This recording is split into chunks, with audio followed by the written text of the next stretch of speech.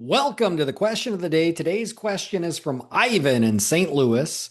And Ivan asks, I'm at the bottom of the totem pole and I'm not getting any leads. This is made worse by the mild weather we're having. Leads are low and I'm feeling it the most because I'm sitting at home a lot and waiting for calls. What do I do? This is a great question. This reminds me of a really great salesperson that I coached once. And he said, now he was pretty stoic too. I should add that before I say what he said. He was very stoic. He kept to himself. He didn't share a lot. He was the top salesperson by far, but you didn't see him really talking a lot about what he was doing or sharing secrets. But I did catch him one time.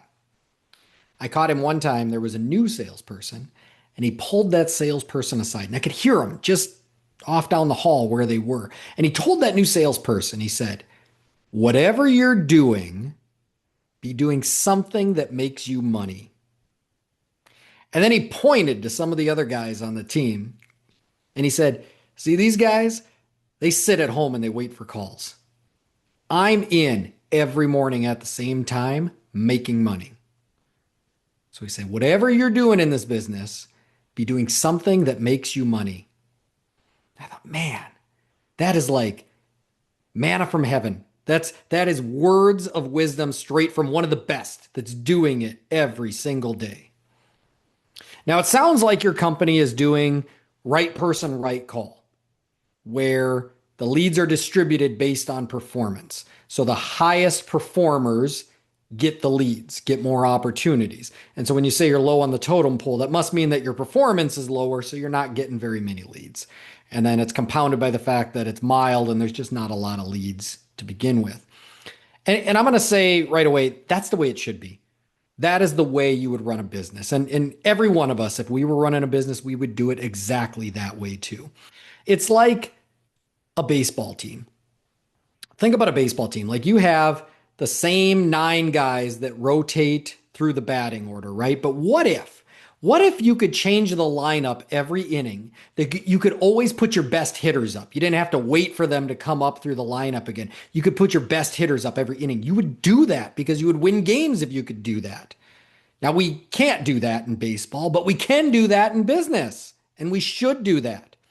We have a responsibility as business owners to run a profitable business. People rely on this business. Jobs, livelihoods are at stake. Rent, food, tuition, education, etc.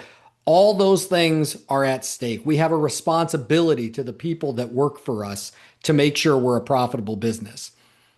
And so putting the right person on the right call is the right thing to do. Think of it like this, like if it was a completely drastic situation. Let's say we had one lead left to run in the month.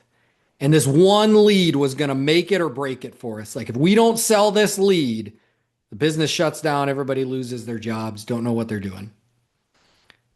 If the company were able to vote who's going to go run this lead, they're going to vote for the person who has the highest closing percentage, right? The one that's going to have the best chance to close this lead. That's really what's going on every single lead. Inch by inch, we are making our business profitable. And so we have to treat every lead that way, that we want the right person on the right call. So that's all great for the person on top and the rest of the company, but it stinks if I'm the guy on the bottom, right? Because I'm not getting any leads. I'm sitting at home a lot and I'm not making money. And my spouse is asking me why I'm not running calls and why I'm sitting around so a lot and why I'm not making money, right? Like, so yeah, that stinks if you're at the bottom. But remember that quote, whatever you're doing in this business, be doing something that's making you money. Go to your sales leader and just say to your sales leader, hey, I get it. I get the right person, right call thing. I don't like it because I'm the guy on the bottom. I don't like it, but I get it. I'd do the same thing if I was a business owner. So what do I need to do to get more calls? And sit down with your sales leader. Create a plan.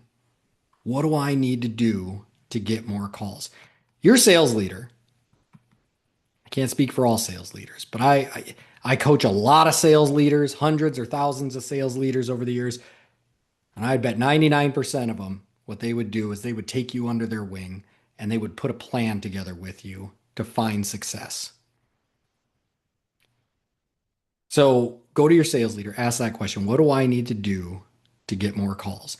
They're going to take you under their wing. They're going to put a plan together, really a goal, which we should be doing anyways, right? Like we should have a goal. We should have a goal that we need this performance and these are the actions we're going to do to get there. That's really what you're going to do. You should have it done already, but let's create a plan. And it's going to be things like, hey, as a sales leader, I'm going to ride along with you. Okay. I want to see what's going on in your calls. I want to see what's working. I want to see what the areas of opportunity are. We're going to do daily trainings. If you'll commit to it, let's be in every morning at this time. We'll do a 30-minute one-on-one training, right? Let's do our weekly one-on-ones to check in our progress here, how we're doing. I got this great coach that I work with. I want to connect you with him, right? So you, me, and the coach, we're going to get together and let's see what he can see for some opportunities here. I'm going to sign you up for the sales class, right? I want you to go to this sales class so you can get better. All those things. Okay. And there's more than that, but all those things, we're going to come up with a plan. But then also in the plan, we're going to set expectations for success. What does success look like? From where you're at right now, at the bottom, what does success look like? So if you're at the bottom, you're probably running a lot of marketed leads. Marketed leads close at a lower rate. And if you're at the bottom, those tend to be the leads that you're running here and there, right? So set a plan. If I'm running these marketing leads, what would be the closing percentage I need to get to and the average sale I need to get to that would be good? We'd call that successful with marketing leads. And so with that expectation set, if you get to this closing percentage and this average sale, then that would trigger getting some more leads. Basically shirking the process to give you a path to the top. But if I see somebody working their tail off and they start showing signs of success, I, as a sales leader, yeah, I'll shirk that process once in a while to throw you a couple of other leads. And then you turn those leads into closes and increase your average sale. And you keep working your way up from there. So I'm now giving you a path out of the bottom. So create that plan with your sales leader. What are all the things you're going to do to improve? And then what does success look like? And then work that plan and work your way up from there. Now, one thing I haven't mentioned yet in the spirit of making money is self-generated leads. What are you doing? Now, you said in your question that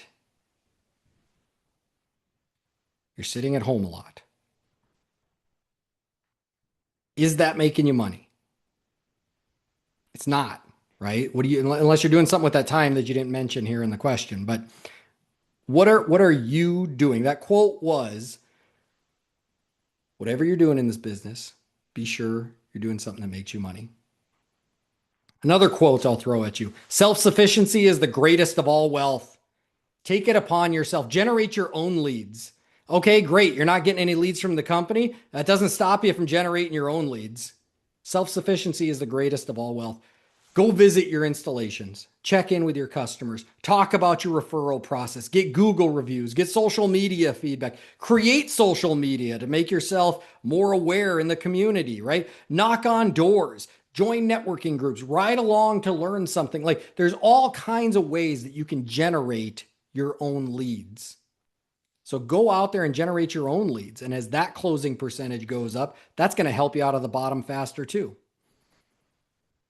The last thing I would say is be available. Just always be available. Be at the shop training, bettering yourself. Make sure that when you do get that next opportunity, you are as sharp as you possibly can. I saw this interview with Tom Brady one time, and he was talking about when he was a quarterback in high school and he wasn't the starting quarterback. And he was pissed because he was griping to his coach, how do I become the starting quarterback when I'm always on the second team in practice? He would get like one rep with the starters at the end of practice. And his coach grabbed him by the face mask and he said, well, then that would be the best damn rep that I ever played. So when you go out there, you make sure it's the best damn rep you've got in you.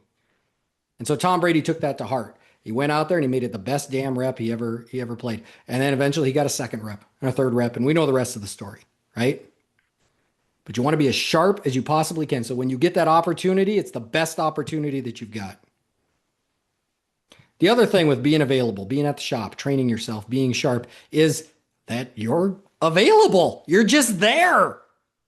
There's going to be an opportunity. I guarantee it. There's going to be an opportunity when we can't find someone and we need someone.